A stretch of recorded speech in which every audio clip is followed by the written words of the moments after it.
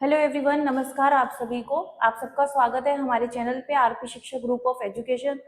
हमने last unit में बच्चे पढ़ा था कि चाइल्डहुड क्या है, चाइल्डहुड की स्टेजेस क्या क्या होती हैं, अर्ली चाइल्डहुड, मिडिल चाइल्डहुड और लेट चाइल्डहुड। आज हम एडोलेसेंस पढ़ेंगे। उससे पहले हम एक छोटा सा कॉन्सेप्ट भी समझेंगे कि जो एडोलेसेंस है उसके कुछ रूल बेस्ड और कॉम्पिटेंस बिल्डिंग होती हैं, वो क्या है वो हमें समझना जरूरी है। देखो बेटा, जो बच्चे होते हैं ना, इस स्टेज पे आके बच्चों का जो एक होता है कि छोटे बच्चे ऑब्जर्व करके सीखते हैं, अवलोकन करके सीखते हैं, चीजों को देख देख के सीखते हैं। लेकिन जो इस एज ग्रुप में जो बच्चे आते हैं या आने वाले होते हैं, वो क्लासिफिकेशन करके चीजों को सीखते हैं, वर्गीकरण करके। ठीक है, वर्गीकरण करके सीखते हैं और हाइपोथेसिस करके, मतलब परिकल्पना जिसे हम कहते हैं ना, कि सब मुझे हम हमें कोई देख रहा ही देख रहा, लेकिन हमें फील होता है हम क्लास में जाएंगे सब हमें देखेंगे, मेरी स्कर्ट प्रेस है या नहीं, मेरे बाल ठीक है नहीं। ये क्या है? परिकल्पना है कि मेरा फ्यूचर कैसा होगा, मेरे को क्या बनना चाहिए, ये सब परिकल्पना है। तो ऐसी चीजें बच्चों के अंदर डेवलप होने लगती हैं, वो स्किल्स बच्चों के अंदर विकसित होने लगती हैं। इसके अंदर बच्चे जो हैं लॉजिकली भी थिंक करते हैं कि ऐसा क्यों, कैसे होगा, पोल्यूशन धीरे धीरे बढ़ रहा है, हमें क्या करना चाहिए। ऐसी ऐसी चीजें बच्चों के अंदर सोचने लगते हैं, लॉजिकल थिंकिंग बच्चों के अंदर बढ़ जाती है। हैंड्स ऑन एक्टिविटी जिसे कहते हैं, हैंड्स ऑन लर्निंग जिसे कहते हैं, मतलब करके, एक्सपीरियंस करके खुद सीखना, वो बच्चों के अंदर बढ़ जाता है। बच्चों को अचीवमेंट समझ में आने लगती है, उससे बच्चे मोटिवेट होते हैं।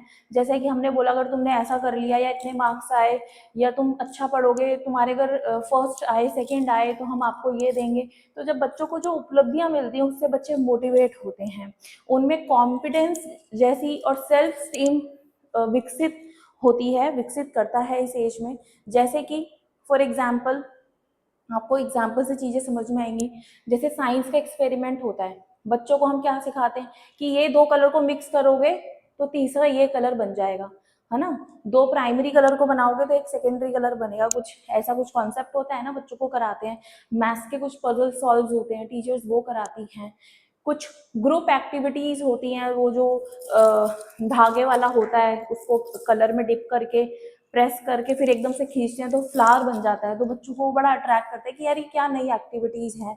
ऐसी ऐसी बच्चों को एक्टिविटीज कराते हैं, इससे बच्चे के अंदर कॉन्फिडेंस बढ़ता है कि यस मैं सीख सकता हूँ, मुझे समझ में आ रहा है। तो बेसिकली हम बोल सकते हैं बच्चे जो है एक्टिव जिसे कहते हैं ना, एक्टिव होके ज्यादा कब सीख पाते हैं, जब वो एक्टिविटीज के थ्रू और जब पार्टिसिपेशन के थ्रू, जब वो पार्टिसिपेट कर रहे होते हैं। इस स्टेज में आके बच्चे बहुत अच्छे से सीखते हैं। उनका जो कॉन्फिडेंस है, उनका जो कॉम्पिटेंस है, स्किल्स, ये उनका डेवलप होता है, बिल्ड होता है। उनके अंदर कॉन्फिडेंस आता है, आत्मविश्वास बढ़ाता है।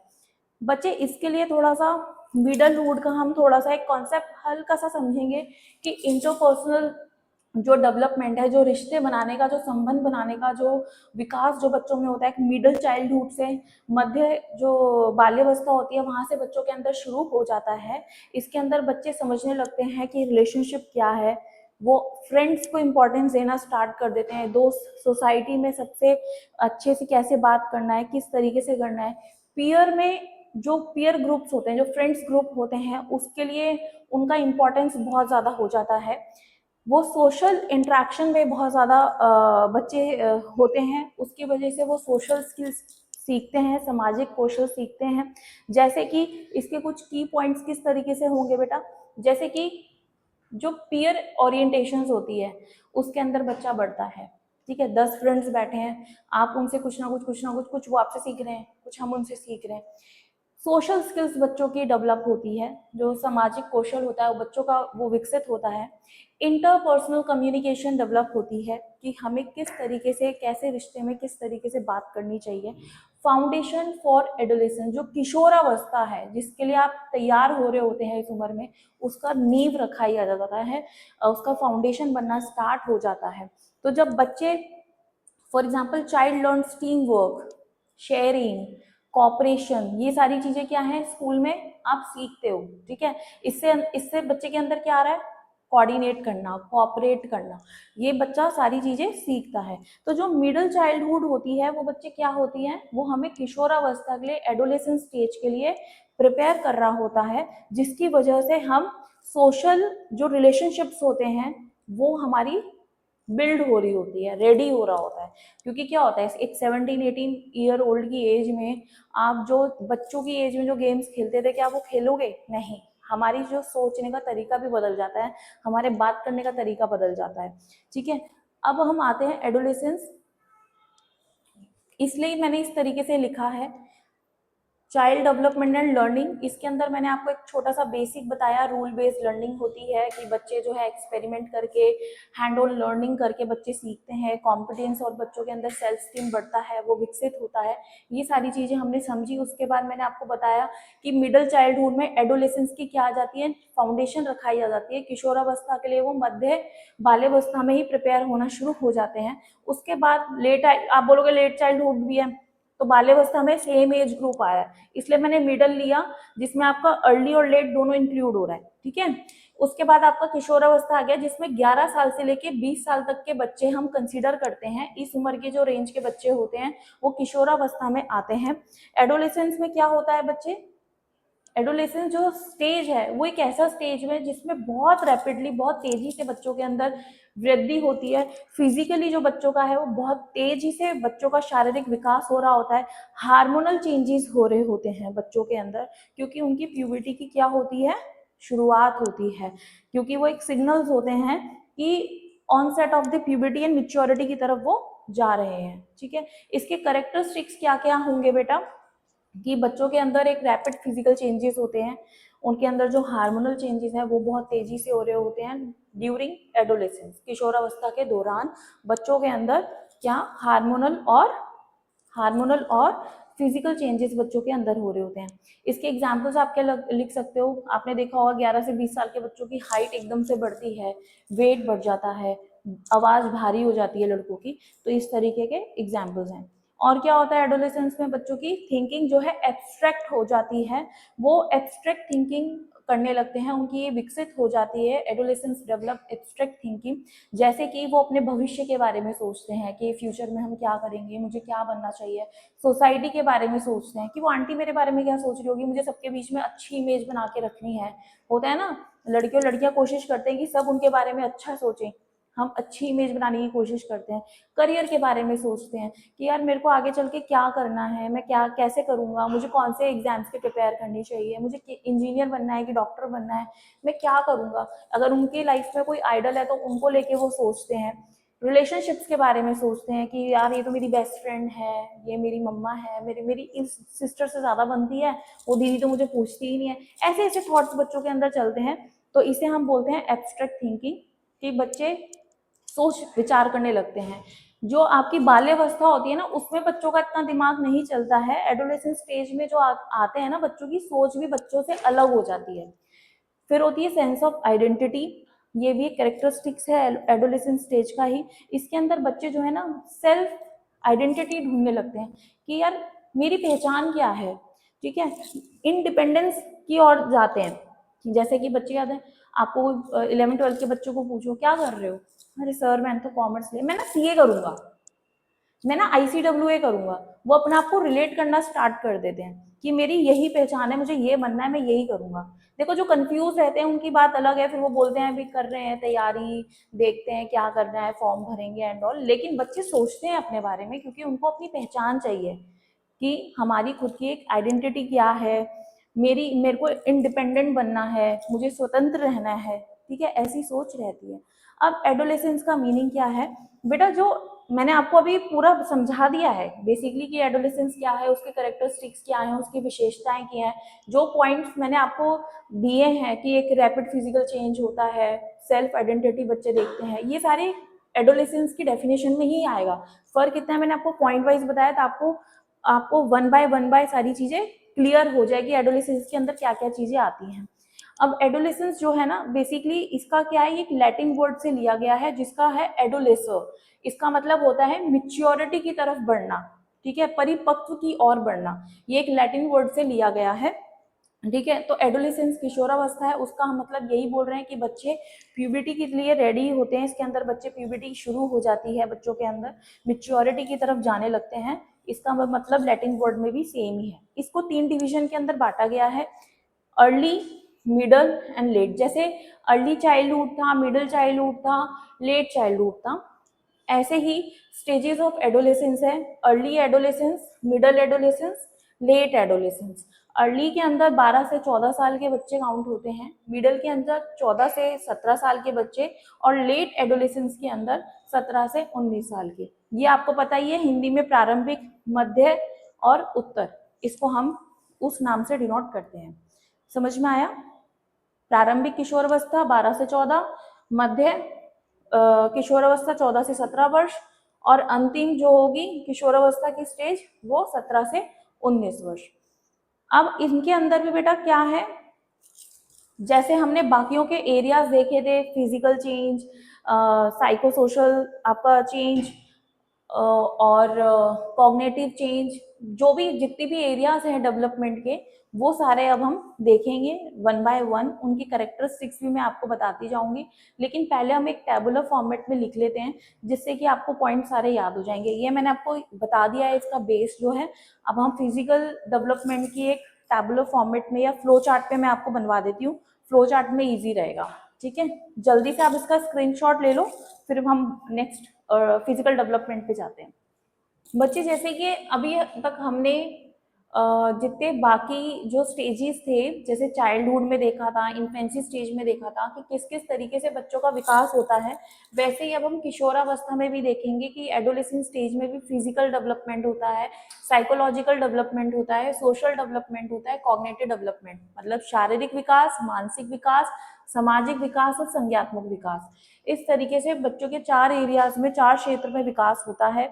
उनमें किस किस तरीके से बच्चों के अंदर बदलाव आते हैं वो हम समझेंगे। देखो, फिजिकल डेवलपमेंट में मैं आपको पहले ही बता चुकी हूँ, जो फिजिकल है, बच्चों का जो शारीरिक जो विकास है, जो शरीर का जो विकास है, बहुत रैपिडली होता है, बहुत तेजी से बच्चों के अंदर बदलाव दिखता है, क्योंकि बच्चों के अंदर शारीरिक जो विकास है, जैसे हाइट बढ़ना, वजन बढ़ना, आपने देखा होगा 11 साल के बाद बच्चों के अंदर बहुत तेजी से होता है। इसके साथ साथ बच्चों के अंदर जो सेक्सुअल मैच्योरिटी होती है, वो भी फिजिकल डेवलपमेंट में ही आएगा, कि बच्चे सेक्सुअल मैच्योरिटी बच्चों के अंदर इसका भी विकास होता है, विकसित होती है। ठीक है, इसके अंदर बेटा मेजर चेंजेस क्या क्या है? सबसे पहले हाइट और वेट है। ठीक है, कि बच्चों के अंदर हाइट और वेट क्या होती है, वो चेंज होती है, बदलाव आता है। किशोरों की जो हाइट है बहुत तेजी से बढ़ती है, लंबाई जिसे हम कहते हैं, वजन जल्दी से बढ़ता है। बच्चे जो हैं प्यूबिटी की तरफ जाते हैं, प्यूबिटी उनकी दर्शाता है कि वो बच्चों के अंदर जो सेक्सुअल मैच्योरिटी है वो दर्शाने लगती है, वो हमें दिखता है। तो सेकंड पॉइंट क्या आ जाएगा? प्यूबिटी। फिर जैसे कि प्यूबिटी की कैसे पता चलता है कि लड़कियों को पीरियड्स हो जाते हैं, ठीक है, ब्रेस्ट डेवलप हो जाता है, लड़कों के जो फेशियल हेयर्स हैं, दाढ़ी बियर्ड है, वो दिखने लगती है, वॉइस चेंज हो जाती है, आवाज बदल जाती है। ठीक है, तो बेसिकली प्यूबिटी क्या है? एक बायोलॉजिकल सिग्नल है किशोरों के लिए, कि किशोरावस्था का क्या है? जैविक संकेत है। ठीक है, puberty is the biological signal of adolescence. ठीक है, प्यूबर्टी किशोरावस्था का जैविक संकेत है। फिर क्या होता है बच्चों? और हार्मोनल चेंजेस होते हैं, हार्मोनल चेंजेस हो जाते हैं बॉडी में, जैसे कि टेस्टोस्टेरोन, एस्ट्रोजन, ये सब बच्चों के अंदर डेवलप होते हैं। इससे हमारा क्या होता है? सेकेंडरी सेक्सुअल कैरेक्टरिस्टिक विकसित होते हैं, जिसकी वजह से आवाज भारी होती है, लड़कियां फिजिकली मिच्योर होती हैं। ठीक है, अब हम आते हैं साइकोलॉजिकल डेवलपमेंट में। उससे पहले मैंने यहाँ पे एक छोटा सा फ्लो चार्ट बनाया हुआ है फिजिकल डेवलपमेंट में का, इससे आपको इजी रहेगा एग्जाम्स में याद करने में, कि जब आपको पॉइंट्स याद करने होते हैं तो इतना टाइम नहीं होता कि आप पेज पलट पलट के सारे पॉइंट्स याद करें। तो आप एक छोटा सा फ्लो चार्ट रख सकते हैं कि फिजिकल डेवलपमेंट में एक रैपिड ग्रोथ चेंज होती है, हाइट और वेट जल्दी बढ़ता है, बच्चे जो है सेक्सुअल मैच्योरिटी की तरफ बच्चे जाते हैं। तो सेम पॉइंट लिखा हुआ है, रैपिड ग्रोथ होती है, हाइट वेट इंक्रीज होता है, प्यूबिटी बच्चों के अंदर देखने को मिलती है, दिखने लगता है आपको, जैसे कि लड़कों की आवाज भारी हो जाएगी, लड़कियों में ब्रेस्ट डेवलप हो जाएगा, तो ये दिखने लगता है। हार्मोनल चेंजेस हो जाते हैं, टेस्टोस्टेरोन एस्ट्रोजन बच्चों के अंदर जो हार्मोन्स चेंजेस होते हैं वो होता है। सेकेंडरी सेक्सुअल कैरेक्टरिस्टिक्स बच्चों की विकसित होती है, जैसे गर्ल्स पीरियड से हो जाते हैं, बॉयज की आवाज भारी हो जाती है। तो ये फ्लो चार्ट है, आपको ये पॉइंट्स याद हो जाएंगे तो आपको उसके फिजिकल डेवलपमेंट के जो कैरेक्टरिस्टिक्स लिखने के लिए अगर पेपर में आ गया या आपको लिखना पड़ा, छोटे पॉइंट्स लिखने पड़े तो आपको ये याद रहेंगे इजिली। अब हम जाते हैं साइकोलॉजिकल डेवलपमेंट में। बेटा साइकोलॉजिकल डेवलपमेंट जिसे हम बोलते हैं मानसिक विकास, ठीक है, इसके अंदर बच्चा का इमोशनल विकास भी आएगा, क्योंकि मानसिक के साथ साथ भावनात्मक विकास भी होता है। इस समय में इस एज ग्रुप के जो बच्चे होते हैं वो भावनात्मक और मानसिक दोनों बदलाव से गुजरते हैं। इस उम्र के जो बच्चे होते हैं वो एक्सपीरियंस करते हैं इमोशनल और साइकोलॉजिकल चेंजेस का, क्योंकि बॉडी में हार्मोनल चेंजेस हो रहे होते हैं, बहुत सारी चीजें बच्चों के अंदर उथल पुथल हो रहा होता है, उसकी वजह से बच्चों को इमोशनल जो होते हैं ना, मूड स्विंग्स होना, ये सारे बच्चों के अंदर चेंजेस आते हैं। तो इसका सबसे पहला कैरेक्टरिस्टिक्स बच्चे ये आएगा कि बच्चे क्या होते हैं, कॉन्शियस हो जाते हैं, सेल्फ कॉन्शियस हो जाते हैं। सेल्फ कॉन्शियस होना, सेल्फ कॉन्शियस में बच्चे क्या होगा कि बच्चे ने दूसरे की ओपिनियन के बारे में बहुत सोचते हैं। कहोगे मैम कैसे सोचते हैं दूसरों की ओपिनियन के बारे में? जैसे फॉर एग्जाम्पल कि आपको घर पे किसी ने कुछ बोला, फॉर एग्जाम्पल आपको बर्थडे सेलिब्रेट करना था, मम्मी पापा ने मना कर दिया कि बेटा अभी पैसे नहीं है, अभी रिसेंटली हमारा बजट हिल गया, आप ना नेक्स्ट ईयर कर लेना। आपके दिमाग में क्या है, अरे मेरे उस फ्रेंड ने भी बर्थडे बनाया था, मेरी उस फ्रेंड ने भी बनाया था, सब मेरा मजाक उड़ाएंगे, सब मुझे क्या बोलेंगे, ये आपके मन में आएगा। सेल्फ कॉन्शियस हो गए रादर देन ये सोच के कि घर की कंडीशन क्या है। या फिर आपको कुछ करना है, आप करियर में कुछ करना चाहते हो, आपका वो बहुत स्ट्रांग भी है, आपने खुद सोचा है, एनालाइज भी किया है, लेकिन तब भी आप दूसरों की राय के प्रति संवेदनशील रहेंगे। आपको बहुत मैटर करेगा कि आपके भाई ने क्या बोला, आपकी बहन ने क्या बोला, चार दोस्तों ने क्या बोला, आपके चार रिश्तेदार उस चीज में जो कोई आएगा आप उससे डिस्कस करेंगे कि ना मैं सोच रहा हूँ मैं सीटेट का एग्जाम दे दूं, मैं सोच रहा हूँ मैं ना इंजीनियरिंग के लिए तैयारी कर लूं, कैसा है इसमें। अब सामने वाला क्या ओपिनियन दे रहा है, उससे जो आपने सोचा वो चेंज हो गया। तो बच्चे ना, इस एज के जो बच्चे होते हैं, they care about others opinion, वो दूसरों की राय के प्रति बहुत ज्यादा संवेदनशील रहते हैं। इमेजिनरी ऑडियंस ज्यादा होते हैं। इमेजिनरी ऑडियंस का मतलब है बच्चा वो इमेजिन नहीं करना कि इस तरीके से, मतलब उनको ना ये रहता है कि सब मुझे देख रहे हैं। कल्पना करते हैं ना, अभी आप क्लास में घुसे, 50 बच्चे क्लास में थे, आपको क्या लगता है 50 के 50 बच्चे आप ही को ही देखेंगे क्या गेट पे? लेकिन बच्चे कॉन्शियस हो जाते हैं घुसते ही, जैसे है मैम मैं कमीन, मैम ने बोला आ जाओ, बच्चे घुसते हैं, अगर 4 लड़कों ने या लड़कियों ने क्लास में घुसा तो उन्हें लगता है मेरा हेयर स्टाइल देख रहा हूँ, आज मैं अच्छा लग रहा हूँ या लग रही हूँ क्या, वो उसकी सोच है, राइट। तो इमेजिनरी ऑडियंस ज्यादा रहती है। ये चीजें मैं आपको एग्जाम्पल्स के साथ भी इसलिए करा रही हूँ जिससे कि ना आपको इजिली याद हो जाए। ये एग्जाम्पल्स हम लाइफ पे खूब गुजर चुके हैं हम लोगों के साथ, कभी ना कभी लाइफ में हम ऐसे कॉन्शियस रहते हैं, अपने बारे में सोचते हैं कि दूसरा क्या सोच रहा होगा, तो ये आपको ना इजिली याद हो जाएंगे। तो बच्चों को क्या लगता है कि एक बच्चा आया, उसको लग रहा है कि सब आज वो कुछ अलग से ब्रेड्स करके आई है कोई लड़की, या लड़के ने हेयर कट नया लिया है, तो वो क्या सोचता है सभी लोग मेरे हेयर स्टाइल्स को देख रहे हैं, तो इसे हम बोलते हैं इमेजिनरी ऑडियंस, ठीक है। और क्या होता है, पीयर इन्फ्लुएंस, दोस्तों का बड़ा गहरा प्रभाव पड़ता है इस एज के ग्रुप को, इसलिए पेरेंट्स भी बड़ा टेंशन में आ जाते हैं ना, हमारा बच्चा कैसे दोस्तों के साथ उठ बैठ रहा है, हमारी लड़की के फ्रेंड्स कैसे हैं, हमारे लड़के के फ्रेंड्स कैसे हैं, क्यों? क्योंकि बच्चों के ऊपर प्रभाव बहुत ज्यादा पड़ता है इस चीज का, बहुत स्ट्रॉन्ग प्रभाव जिसे कहते हैं। क्या होता है, हमें किसी की, मेरा मेरा फ्रेंड है या मेरी फ्रेंड है, मुझे उसका ड्रेसिंग सेंस अच्छा लगा फॉर एग्जाम्पल, तो यार ये सूट ना अच्छा लग रहा है, या ये साड़ी अच्छी लग रही है, मैं भी पहनूंगी, ठीक है। या फिर हम कभी कभी कॉपी करने लगते हैं, कोई लड़की हमें बहुत अच्छी लग रही है, उसकी पर्सनैलिटी हमें बहुत अच्छी लग रही है, तो हम ना उसी की तरह हेयर कट रखना, उसी की तरह कोशिश करना, अपनी बॉडी लैंग्वेज में लाना, बात करना, तो इससे क्या हो जाता है बेसिकली बच्चे कि ना, बच्चे अपने ऊपर प्रेशर ले लेते हैं कि मुझे ना अपने व्यवहार में मैं अपने जैसा नहीं दिख रहा हूँ या दिख रही हूँ, मैं दूसरों से प्रभावित होकर अपने अंदर बदलाव ला रही हूँ। आप जो हो, जैसे हो आप वैसे ही रहो, आपकी ट्रू आइडेंटिटी आप खुद हो। लेकिन बच्चे क्या करते हैं, भूल जाते हैं। इस एज ग्रुप के बच्चे ना नकल करने लगते हैं, कोशिश करते हैं हमें और बेस्ट दिखना है, मैं चाहता हूँ सब मुझे नोटिस करें, मैं सबसे अच्छा दिखूं। तो ये क्या है, फ्रेंड्स का इन्फ्लुएंस होता है। अब मान लीजिए अच्छे फ्रेंड्स हैं, पढ़ाई स्टूडियस जैसे दोस्त हैं, आपका एक दोस्त है टॉप किया और फिर सेकंड टर्म मिडिल के एग्जाम्स आए, वो पढ़ता ही रहता है, तो आप क्या करोगे, उसे देख के पढ़ने की कोशिश करोगे। वो भी कहेगा यार ये थ्योरी कर लेता, ये एक्सपेरिमेंट कर लेता, कल लैब में आ जाता, तेरे भी नंबर आ जाते। ठीक है, अगर इसका उल्टा ही है, आपके फ्रेंड्स अच्छे नहीं है, सिगरेट्स पीते हैं, दारू पी रहे हैं, ड्रग्स लेते हैं, तो आप क्या करोगे, उनके साथ रहने के लिए आप कहोगे यार मुझे भी ट्राई करना चाहिए, कुछ अलग ही होगा।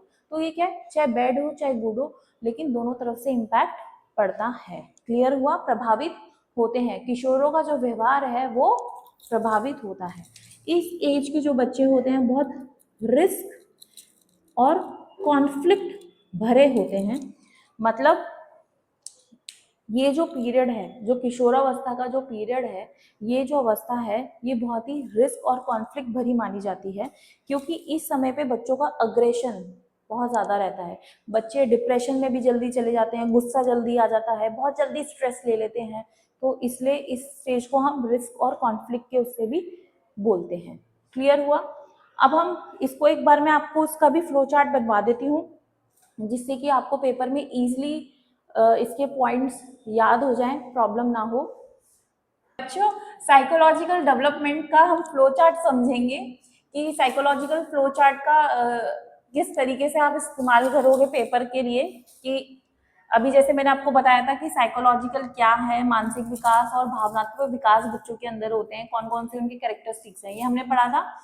पेपर से पहले ये फ्लो चार्ट देखोगे तो आपको पॉइंट सारे रिकॉल हो जाएंगे। उसके लिए आपका पढ़ा होना जरूरी है ना। आपको ये पता होना चाहिए क्या बच्चों के अंदर बदलाव है। मेरा ऐसा मानना है कि अगर आपको इन्फेंसी स्टेज और बाल्यावस्था जो है, अगर शेषावस्था और बाल्यावस्था चाइल्डहुड अगर आपको क्लियर है, तो एडोलेसेंस में आपको दिक्कत नहीं आती है। ठीक है, तो साइकोलॉजिकल डेवलपमेंट में क्या क्या होगा, इमोशनल चेंजेस होते हैं, भावनात्मक बदलाव होता है, बच्चा सेल्फ कॉन्शियस होता है, आत्म जागरूकता बच्चे के अंदर आती है, इमेजिनरी ऑडियंस ज्यादा बच्चा रहता है कि लोग मुझे देख रहे हैं, लोग क्या सोच रहे हैं, आर्ग्यूमेंटेटिव नेचर हो जाता है, जिद बहस करने की प्रवृत्ति हो जाती है इस उम्र के बच्चों की, रिस्क एंड कॉन्फ्लिक्ट नेचर रहता है, तनाव और संघर्ष जैसा बच्चा हमेशा फील करता रहता है, जल्दी स्ट्रेस ले लेते हैं, जल्दी अग्रेसिव हो जाते हैं। क्लियर हुआ। नेक्स्ट पॉइंट पे जाते हैं बच्चे, जो कि है हमारा कॉग्निटिव डेवलपमेंट, संज्ञात्मक विकास की ओर जाएंगे कि संज्ञात्मक विकास क्या है। बेटा इस एज के जो बच्चे होते हैं, एडोलेसेंट्स जो हो ना, उनको ऐसा लगता है, वो ऐसा सोचते हैं कि वो बच्चों से अलग सोचते हैं। Adolescent think differently from children. किशोर बच्चों से अलग सोचते हैं। बच्चे कैसा सोचते हैं कि जो एडोलेसेंट हैं उनकी जो सोच है, जो बाल्यावस्था है, आपको ऐसे समझाती हूँ, जो किशोर होते हैं ना, उनको लगता है हम बच्चों से अलग सोचते हैं। अब बच्चे क्या हो गए, चाइल्डहुड, और ये कौन हो गए, एडल्ट, एडोलेसेंस की स्टेज पे जो बच्चा जा रहा है। तो जो ये वाली जो एज है, जो ये जो स्थिति है, एडोलेसेंस लिखती हूँ, एडल्ट तो एडोलेसेंस के बाद आती है ना, एडोलेसेंस ही लिख देते हैं।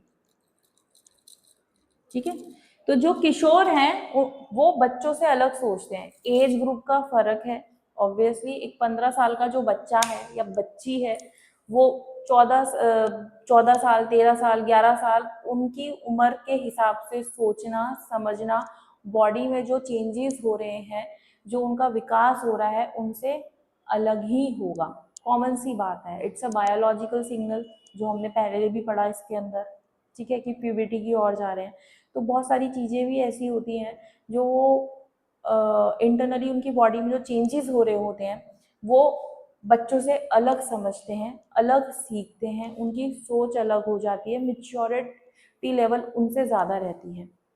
अब जो जीन पियाजे थे, वो भी एक साइकोलॉजिस्ट हैं, उन्होंने भी ऐसा बोला कि जो एडोलेसेंस स्टेज है वो क्या है, एडोलेसेंस एक फॉर्मल ऑपरेशनल स्टेज के अंदर एंटर करते हैं। किसमें, फॉर्मल ऑपरेशनल स्टेज के अंदर एंटर करते हैं। किसके हिसाब से, जीन पियाजे की थ्योरी के हिसाब से।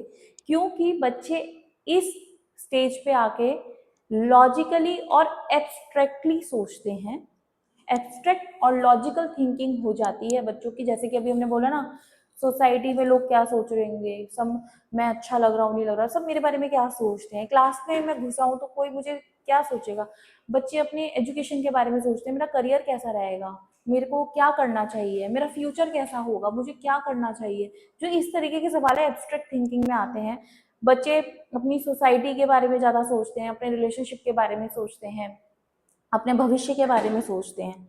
ठीक है, अब इसके कैरेक्टरिस्टिक्स समझेंगे कि देखो कॉग्निटिव डेवलपमेंट में क्या क्या होता है, उसी से ही आप डेफिनेशन लिख सकते हो कि आपका जो संज्ञात्मक विकास होता है उसके अंदर बच्चा एब्स्ट्रैक्ट थिंकिंग रखता है, हाइपोथेटिकल रीजनिंग बच्चों के अंदर आ जाती है, यही सब आपको लिखना है। तो ये मैं पॉइंट वाइज भी आपको लिखवा रही हूँ।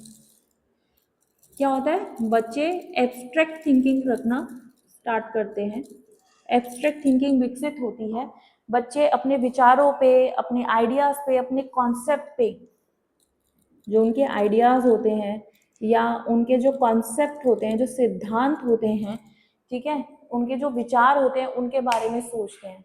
यार मेरी जो उससे बात हुई थी उसने मुझे क्या बोला था, क्या वो सही था।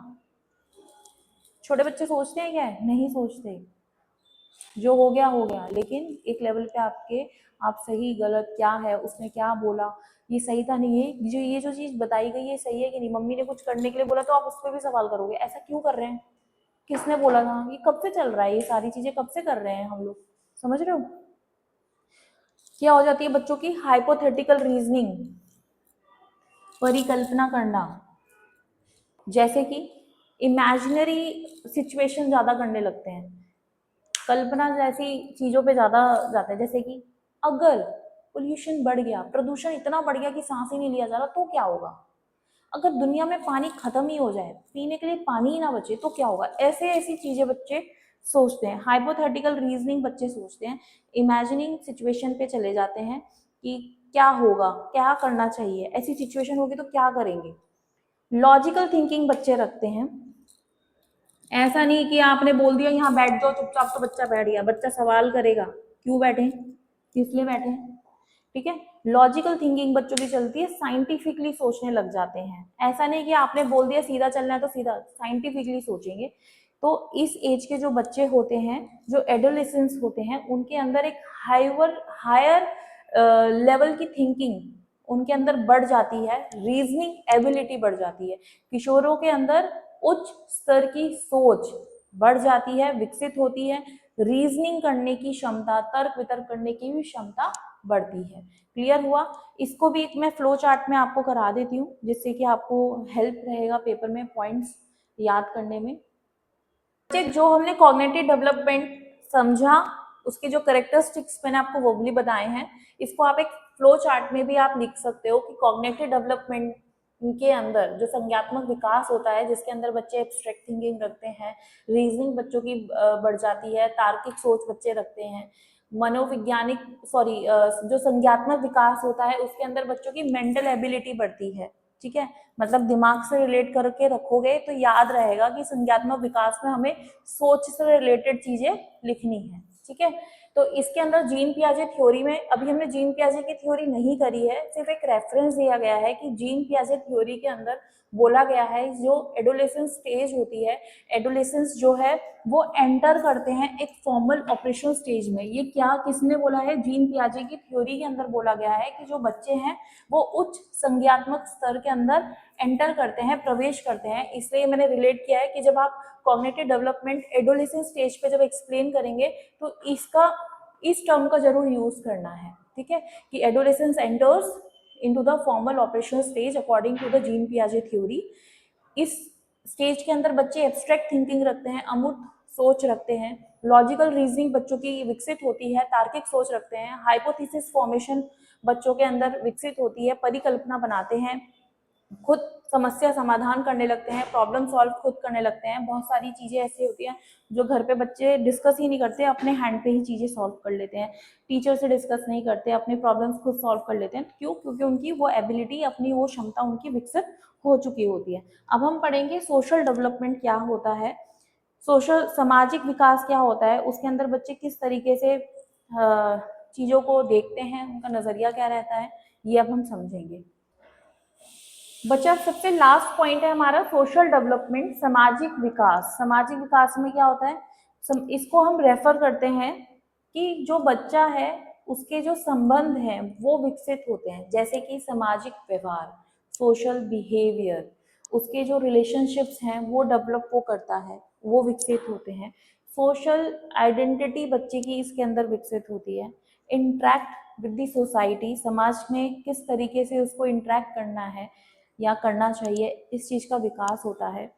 ठीक है, इस स्टेज के दौरान, इस अवस्था के दौरान बच्चा जो है जो फ्रेंड सर्कल होता है, दोस्तों का जो ग्रुप होता है, उसके अंदर ज्यादा इंटरेस्टेड रहता है। उसको ये लगता है कि सब मुझे एक्सेप्ट करे। आपने देखा होगा ना, 10 फ्रेंड्स होते हैं, उसमें से एक बच्चे की बड़ी खिंचाई करते हैं और एक बच्चे को बड़ा मानते हैं, तो हर दूसरा बच्चा ना जिसको ज्यादा मानते हैं वो चाहता है कि उसकी जगह पे वो हो, मुझे भी माने, सब मुझे भी जाने, राइट। तो वो उसके अंदर ज्यादा इंटरेस्ट लेने लगते हैं कि सोशल एक्सेप्टेंस मिले, फ्रेंड्स के अंदर एक्सेप्टेंस मिले। तो जो एडोलेसेंस स्टेज है वो बेटा कैसी स्टेज है, जहां पर परिवार से अधिक उसके फ्रेंड्स होते हैं, उसकी सोशल लाइफ ज्यादा इंपॉर्टेंट होती है रादर देन फैमिली। ठीक है, सोशल रिलेशनशिप्स और फ्रेंड्स के साथ जो रिलेशनशिप्स होते हैं वो ज्यादा इंपॉर्टेंट रखते हैं रादर देन फ्रेंड्स। इसके अंदर बच्चों का अपने फ्रेंड्स के प्रति इम्पोर्टेंस बहुत ज़्यादा रहता है, पीयर ग्रुप का इन्फ्लुएंस बहुत रहता है। बच्चे कोशिश करते हैं अपने दोस्तों के जैसा व्यवहार करना। किसके जैसा व्यवहार करना, पीयर इन्फ्लुएंस ज़्यादा रहता है। क्लियर, जो दोस्तों के साथ पीयर इन्फ्लुएंस ज़्यादा रहता है कि वो दोस्तों की तरह अपना व्यवहार करने की कोशिश करते हैं, वो जो फॉलो करते हैं वो भी उसको फॉलो करने लगते हैं, उनकी तरह ड्रेसिंग सेंस रखना, उनकी तरह बात करना, वो जो एक्टिविटीज़ करते हैं तो वो भी वही एक्टिविटी करने की कोशिश करते हैं। जैसे कि कोई बच्चा है, वो उसने कोई सोशल मीडिया यूज़ किया, ठीक है, कोई ऐप थी वो यूज़ करना सीखा, या वो ज़्यादा एक्टिव रहता है, तो इसलिए उसका दोस्त भी वही कर रहा है। कितने सारे बच्चे ऐसे होंगे, या आपके आसपास भी जो आपकी सिस्टर हैं, ब्रदर हैं, कजन्स हैं, या कुछ दोस्त हैं जो आपसे थोड़ी उम्र में बड़े हो, आप उनको पूछना कि आपने ना ये स्ट्रीम क्यों ली, साइंस स्ट्रीम क्यों ली। कुछ तो बच्चे इसलिए लेते क्योंकि उनको इंटरेस्ट था, कुछ बच्चे इसलिए लेते क्योंकि उनके फ्रेंड ने लिया, उनकी बेस्ट फ्रेंड ने साइंस लिया इसलिए उसने साइंस ले लिया। ऑल्दो उसको कॉमर्स में जाना चाहिए था, उसका इंटरेस्ट कॉमर्स में था, बट उसने अपने फ्रेंड को फॉलो करके क्या किया, साइंस स्ट्रीम ले ली। कई बार बच्चे ऐसे कोर्स, गलत कोर्स ज्वाइन कर लेते हैं कि साथ में कर लेंगे, संग साथ में कर लेंगे, और फिर करियर की लग जाती है ना। तो ऐसा भी बहुत होता है कि कई फ्रेंड ने कोई एक फ्रेंड है, उसने कोई ऐप ज्वाइन कर ली, उसे बोला बहुत अच्छी ऐप है यार तू भी आ जा, जैसे फेसबुक है या इंस्टाग्राम पे अकाउंट है, किसी बच्चे ने कभी सोशल मीडिया यूज ना किया तो अपने दोस्त से इन्फ्लुएंस होकर वो भी सोशल मीडिया पे आ जाएगा। तो जो बच्चों की जो पर्सनैलिटी है, जो एडोलेसेंस की जो पर्सनैलिटी है, उनके जो व्यक्तित्व को प्रभावित करती है कौन, उनके पीयर ग्रुप्स। पीयर ग्रुप्स भी एक किशोर की पर्सनालिटी को विकसित करने में योगदान या प्रभावित करते हैं। ठीक है, फिर सेकंड क्या है, दोस्तों की इंपॉर्टेंस बहुत बढ़ जाती है।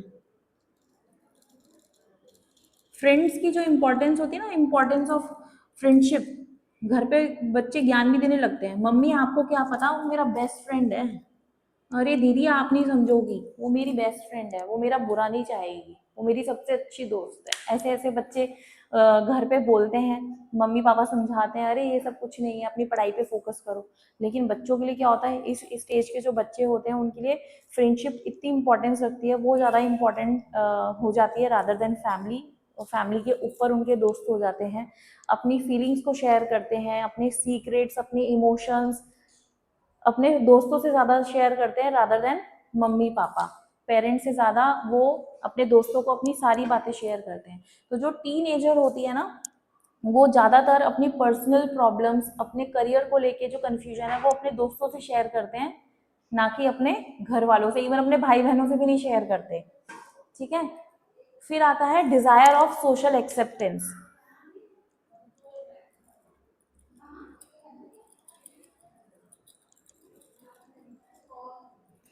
ये रहता है कि सोसाइटी में सामाजिक स्वीकृति की इच्छा रहती है। बच्चे ऐसा सोचते हैं कि जैसे पीयर ग्रुप में उनको ज्यादा इंपॉर्टेंस मिलती है, ऐसे सोसाइटी में भी उनको मिले। वो वो कोशिश करते हैं कि जो सोसाइटी के जो नॉर्म हैं, जो समाज के जो नॉर्म्स हैं, उनके अनुसार वो व्यवहार करें, जिससे कि लोग उनको एक्सेप्ट करें, उनसे बात करें, उनको प्रेज करें, एडमायर करें। ठीक है, जैसे कि कई बार क्या होता है कि हम लोग इस तरीके के कपड़े पहनते हैं कि कूल लगे, है ना, या स्मार्ट लगे। लेडीज़ें भी ऐसा करती हैं, हमारे घर के बड़े लोग भी करते हैं, बच्चे भी ऐसा करते हैं। तो लोग ज़्यादातर ऐसे फैशनेबल कपड़े पहनते हैं कि लोगों को पसंद आए, है ना। हम क्या करते हैं, मम्मी आजकल ना वो बहुत ट्रेंड में है, वो वाला सूट लेना आप मेरे लिए, मम्मी वो वाली टी शर्ट बहुत ट्रेंड में, क्यों? ताकि मैं जब बाहर निकलूँ तो 4 लोग मुझे बोले अरे वाह क्या पहना है। क्यों? क्योंकि आई वांट कि सोसाइटी में लोग मुझे देखें, मुझे एक्सेप्ट करें, मैंने जो पहना है उनको अच्छा लगे, इसलिए तो।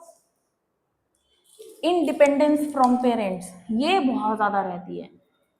माँ बाप से स्वतंत्रता चाहते हैं इस उम्र के बच्चे ना, वो कहते हैं अरे हम सब कुछ कर सकते हैं, अरे हमें हमें हमें डिपेंड नहीं रहना।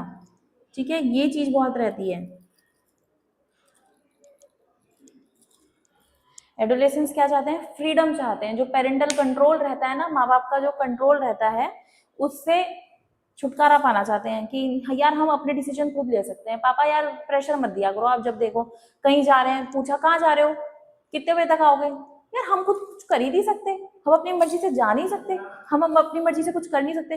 तो वो ना क्या चाहते हैं, अपने खुद के निर्णय लेना चाहते हैं, अपने खुद के डिसीजंस लेना चाहते हैं। लेकिन उनको ये नहीं पता, जो ये इस एज के अंदर माँ बाप का वो कंट्रोलिंग नहीं होता बच्चे, वो प्यार होता है। वो आपको प्यार करते हैं, वो इसलिए आपको पूछते हैं कहाँ जा रहे हो, कुछ इंसिडेंट ना हो जाए, कुछ हादसा ना हो, कुछ गलत ना हो, तो एटलीस्ट दे शुड नो हमारा बच्चा कहाँ गया है।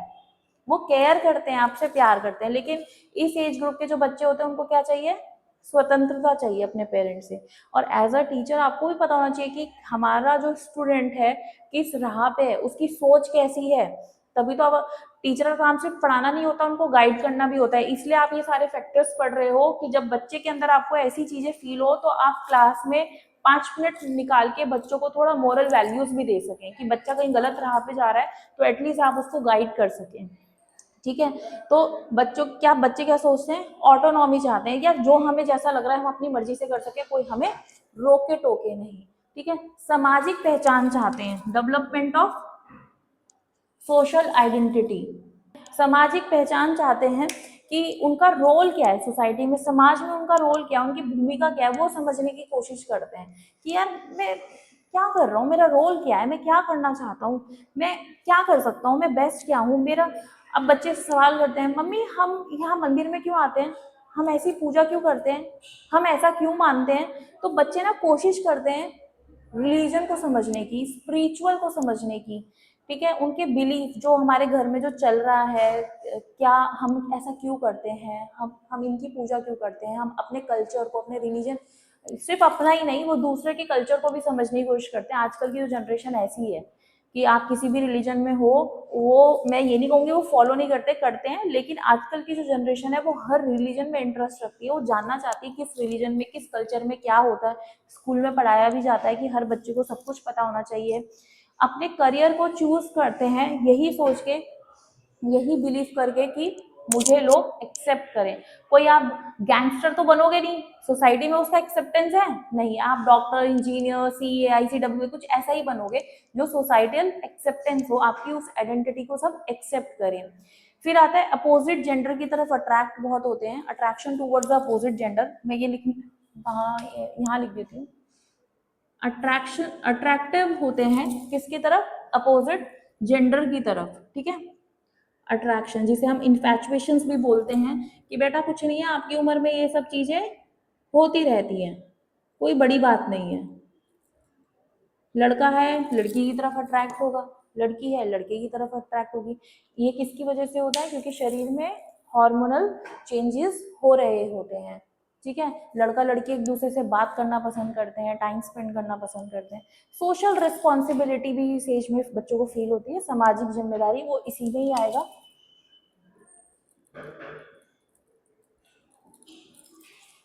बच्चे समझते हैं कि सोशल रिस्पॉन्सिबिलिटी क्या है, सामाजिक तौर पे हमारी जिम्मेदारी क्या है, हमारे सामाजिक मूल्य क्या है, हमारे वैल्यूज क्या है, उसी की वजह से ही लोग सोसाइटी में क्या करते हैं, मदद करते हैं। ऐसा तो नहीं ना, अब आज की डेट में मैंने बहुत सारे लोग देखे हैं, अब लोग जल्दी से रोड पे कूड़ा नहीं फेंकते। पहले तो क्या था, घड़ी घड़ी चल रहे हैं, कुछ भी खाया फेंक दिया।